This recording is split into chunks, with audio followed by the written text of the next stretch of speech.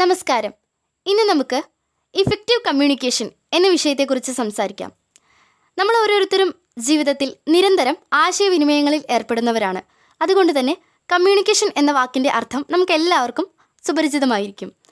രണ്ട് വ്യക്തികൾ തമ്മിലോ അല്ലെങ്കിൽ രണ്ട് ഗ്രൂപ്പുകൾ തമ്മിലോ രണ്ട് സ്ഥാപനങ്ങൾ തമ്മിലോ അവരുടെ ആശയങ്ങൾ, ചിന്തകൾ, വികാരങ്ങൾ, അഭിപ്രായങ്ങൾ ഇവ ഒരു മീഡിയത്തിൻ്റെ സഹായത്തോടെ പരസ്പരം കൈമാറുന്ന ആ ഒരു പ്രോസസ്സിനെ നമുക്ക് കമ്മ്യൂണിക്കേഷൻ എന്ന് പറയാം. ഇനി നമുക്ക് കമ്മ്യൂണിക്കേഷൻ്റെ പ്രധാനപ്പെട്ട രണ്ട് ടേംസ് പരിചയപ്പെടാം. Sender, receiver. ആരാണോ കമ്മ്യൂണിക്കേറ്റ് ചെയ്യുന്നത് അവരെ നമുക്ക് സെൻഡർ എന്ന് പറയാം. അതുപോലെ ആരോടാണോ കമ്മ്യൂണിക്കേറ്റ് ചെയ്യുന്നത് ആ വ്യക്തിയെ നമുക്ക് എന്ത് വിളിക്കാം? റിസീവർ എന്ന് വിളിക്കാം. ഇപ്പോൾ ഞാൻ എൻ്റെ പാരൻറ്റിനോട് പറയുകയാണ് എനിക്കൊരു കുട വാങ്ങി തരണമെന്ന്. ഇവിടെ ഞാൻ എൻ്റെ ഒരു മെസ്സേജ് എൻ്റെ പാരൻറ്റിനെ അറിയിക്കുകയാണ്. ഇവിടെ സെൻഡർ ഞാനാണ്, അതുപോലെ എൻ്റെ പാരൻ്റാണ് ഇവിടെ റിസീവറായിട്ട് വരുന്നത്. നമ്മൾ നിരന്തരം മറ്റുള്ളവരോട് ആശയവിനിമയം നടത്താറുണ്ടെങ്കിലും എന്തൊക്കെയാണ് നമ്മുടെ കമ്മ്യൂണിക്കേഷൻ ഇഫക്റ്റീവ് ആക്കാൻ വേണ്ടിയിട്ട് ചെയ്യേണ്ടത് എന്നതിനെക്കുറിച്ചിട്ട് നിങ്ങൾ ചിന്തിച്ചിട്ടുണ്ടോ? നമുക്ക് നോക്കാം. എപ്പോഴും കമ്മ്യൂണിക്കേറ്റ് ചെയ്യുമ്പോൾ നമ്മൾ മറ്റുള്ളവർക്ക് കൊടുക്കുന്ന മെസ്സേജ്, അവരോട് കൺവേ ചെയ്യുന്ന മെസ്സേജ് അത് ക്ലിയർ ആയിരിക്കാൻ ശ്രദ്ധിക്കണം. എങ്കിൽ മാത്രമേ നമ്മുടെ കമ്മ്യൂണിക്കേഷൻ എഫക്റ്റീവായിട്ട് മാറുള്ളൂ. ഞാൻ എൻ്റെ ഫ്രണ്ടിനോട് പറയാണ് ക്ലാസ് ഇല്ലയെന്ന്. അതിൽ ഒരു ക്ലാരിറ്റി ഉണ്ടോ? ഇല്ല. എന്നാണ് ക്ലാസ് ഇല്ലാത്തതെന്ന് ഞാൻ ആ കുട്ടീനോട് പറഞ്ഞിട്ടില്ല. നാളെയാണോ അല്ലെങ്കിൽ നെക്സ്റ്റ് വീക്കാണോ അല്ലെങ്കിൽ നെക്സ്റ്റ് മന്താണോ ഇതൊന്നും പറഞ്ഞിട്ടില്ല. അപ്പോൾ ഞാൻ കൊടുത്ത മെസ്സേജ് അവിടെ ക്ലിയർ ആണോ? അല്ല. അപ്പോൾ ആ കമ്മ്യൂണിക്കേഷൻ നമുക്ക് എഫക്റ്റീവ് ആണെന്ന് പറയാൻ പറ്റുമോ? ഇല്ല. ഇനി നമ്മൾ കമ്മ്യൂണിക്കേറ്റ് ചെയ്യുന്ന മെസ്സേജ് എപ്പോഴും കൺസൈസ് ആക്കാൻ ശ്രമിക്കുക. വളരെ ചുരുക്കി പറയാൻ ശ്രമിക്കുക. അതിൻ്റെ കണ്ടൻറ്റൊന്നും ചോർന്നു പോവാതെ തന്നെ ചുരുക്കി പറയണം. നിങ്ങൾ ശ്രദ്ധിച്ചിട്ടുണ്ടാവും, ചില ആളുകളൊക്കെ നമ്മളോട് ചെറിയൊരു കാര്യമായിരിക്കും കമ്മ്യൂണിക്കേറ്റ് ചെയ്യാൻ വരുന്നുണ്ടാവുക.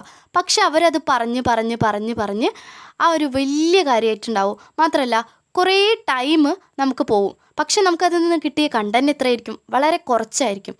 ഇതൊരു എഫക്റ്റീവ് കമ്മ്യൂണിക്കേഷനാണോ? ഒരിക്കലും അല്ല. ഇവിടെ കമ്മ്യൂണിക്കേറ്റർ നമുക്ക് പാസ് ചെയ്ത മെസ്സേജ് ക്ലിയർ ആണെന്ന് പറയാൻ പറ്റുമോ? ഇല്ല. ചെറിയൊരു കണ്ടൻറ്റിനെ വലുതാക്കുകയാണ്. അവിടെ അതിൻ്റെ ഒരു ക്ലാരിറ്റി കുറയാണ്. മാത്രമല്ല നമ്മുടെ കുറേ ടൈം നഷ്ടപ്പെടും.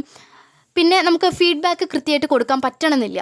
അതുകൊണ്ട് തന്നെ നമുക്ക് ഈ ഒരു കമ്മ്യൂണിക്കേഷൻ എഫക്റ്റീവ് ആണെന്ന് പറയാൻ പറ്റില്ല. അപ്പോൾ നമ്മൾ ശ്രദ്ധിക്കേണ്ട കാര്യം എന്താണ്? മെസ്സേജ് കൊടുക്കുന്ന സമയത്ത് കമ്മ്യൂണിക്കേറ്റർ അത് കൺസൈസായിട്ട് വളരെ ചുരുക്കി, എന്നാൽ അതിലെ ആശയങ്ങളൊന്നും ചോർന്നു പോവാതെ ഓപ്പോസിറ്റ് നിൽക്കുന്ന ആളിലേക്ക് എത്തിക്കണം. പിന്നെ ഒരു കമ്മ്യൂണിക്കേഷൻ എഫക്റ്റീവ് ആവുന്നത് എപ്പോഴാണ്? കമ്മ്യൂണിക്കേറ്റർ ഒരു മെസ്സേജ് കമ്മ്യൂണിക്കേറ്റീവിലേക്ക് എത്തിച്ചിട്ട് അവരിൽ നിന്ന് ഫീഡ്ബാക്ക് കളക്ട് ചെയ്യുമ്പോഴാണ് ഒരു കമ്മ്യൂണിക്കേഷൻ കംപ്ലീറ്റ് ആവുന്നത്, അല്ലേ? ഞാനൊരു അഭിപ്രായം പറയുകയാണെങ്കിൽ ആ അഭിപ്രായത്തിന് ഓപ്പോസിറ്റ് നിൽക്കുന്ന ആളൊരു മറുപടി തരികയാണെങ്കിൽ മാത്രമാണ് ആ ഒരു കമ്മ്യൂണിക്കേഷൻ എന്താവുന്നത്? എഫക്റ്റീവ് ആവുന്നത്. അല്ലെങ്കിൽ അതെന്താവും? വെറും വൺ സൈഡ് ടോക്കിംഗ് മാത്രമായിരിക്കും. അതുകൊണ്ട് നമ്മൾ ആരായിട്ടാണോ ആശയവിനിമയം നടത്തുന്നത് അവരിൽ നിന്ന് ഫീഡ്ബാക്ക് കളക്ട് ചെയ്യാൻ എപ്പോഴും ശ്രദ്ധിക്കണം. ഇനി നിങ്ങൾ ഒരു മെസ്സേജ് കമ്മ്യൂണിക്കേറ്റ് ചെയ്യാൻ ആഗ്രഹിക്കുന്നുണ്ടെങ്കിൽ ആ മെസ്സേജിൻ്റെ കണ്ടൻറ്റ് എന്താണോ അതിനനുസരിച്ചായിരിക്കണം നിങ്ങളുടെ സംസാരത്തിൻ്റെ സ്റ്റൈലും അതുപോലെ തന്നെ നിങ്ങളുടെ ഫേഷ്യൽ എക്സ്പ്രഷനൊക്കെ സെറ്റ് ചെയ്യേണ്ടത്. ഒരു എക്സാമ്പിൾ പറയുകയാണെങ്കിൽ, എൻ്റെ ഫ്രണ്ടിന് ആക്സിഡൻ്റായി, ഇങ്ങനെയല്ലേ നമ്മൾ പറയുക. അല്ലാതെ എൻ്റെ ഫ്രണ്ടിന് ആക്സിഡൻ്റായി അങ്ങനെയാണോ പറയുക? അല്ല. നമ്മുടെ മെസ്സേജിൻ്റെ പ്രാധാന്യം അനുസരിച്ചിട്ട് നമ്മുടെ ഫേഷ്യൽ എക്സ്പ്രഷനും അതുപോലെ തന്നെ നമ്മുടെ സ്പീക്കിംഗ് ടോണും നമ്മൾ സെറ്റ് ചെയ്യണം. ഓക്കെ, എങ്കിൽ മാത്രമേ കമ്മ്യൂണിക്കേഷൻ നമുക്ക് എഫക്റ്റീവ് ആണെന്ന് പറയാൻ പറ്റുള്ളൂ. കാരണം നമ്മൾ ഏത് രീതിയിലാണോ ആ മെസ്സേജ് ഓപ്പോസിറ്റുള്ള ആൾക്ക് പാസ് ചെയ്യുന്നത് അതുപോലെ മാത്രമേ അവർക്ക് ആ മെസ്സേജ് വായിച്ചെടുക്കാൻ പറ്റുള്ളൂ. അതുപോലെ മാത്രമേ അവർക്ക് ആ മെസ്സേജിന് നമുക്ക് ഫീഡ്ബാക്കും തരാൻ പറ്റുള്ളൂ. അതുപോലെ നമ്മൾ കമ്മ്യൂണിക്കേറ്റ് ചെയ്യുന്ന സമയത്ത് നമ്മുടെ റിസീവറിൻ്റെ മാനസികാവസ്ഥ കൂടി നമ്മൾ എപ്പോഴും മുന്നിൽ കാണേണ്ടതുണ്ട്. ഒരു എംപത്തറ്റിക് മൂഡാണ് നമ്മൾ കമ്മ്യൂണിക്കേറ്റ് ചെയ്യുന്ന സമയത്ത് കീപ്പ് ചെയ്യേണ്ടത്. പിന്നെ നമ്മൾ അവരോട് കമ്മ്യൂണിക്കേറ്റ് ചെയ്യുന്ന സമയത്ത് എപ്പോഴും പൊളൈറ്റ് ആവാൻ ശ്രദ്ധിക്കണം. പിന്നെ ശ്രദ്ധിക്കേണ്ടത് നമ്മുടെ ലാംഗ്വേജാണ്.